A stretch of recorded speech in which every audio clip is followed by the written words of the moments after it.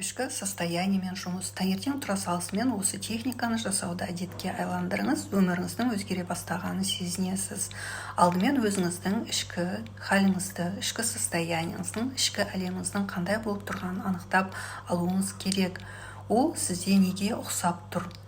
Жаз күні сияқты ма, немесе қыс мезгілі сияқты ма, жылдың қай мезгіліне ұқсайды, немесе ауа райының қайсы тұсына ұқсайды, жаңбырлы болып тұр ма, қар сияқты, боран сияқты ма, немесе көктемнің жайма-шуақ күні сияқты ма, күн сияқты жарқырап тұр ма, соны анықтап аласыз. Егер ол нашар болатын болса, оны өзгерте бастайсыз. Әдемі, жарық, шуақты күнге айландыра бастайсыз.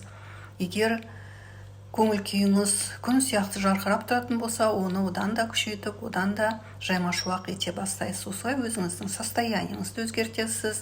Өзгерткен кезде өзіңіздің таң ризығымен байланысты өзіңіздің де состояниеңіз өзгере бастайды, ризық келе бастайды. Парақшам ұнаса достарыңызбен бөлісіңіз, ұнамаса просто так өтіп кетіңіз. Техниканы жасаңыз, нәтижесімен бөлісіңіз.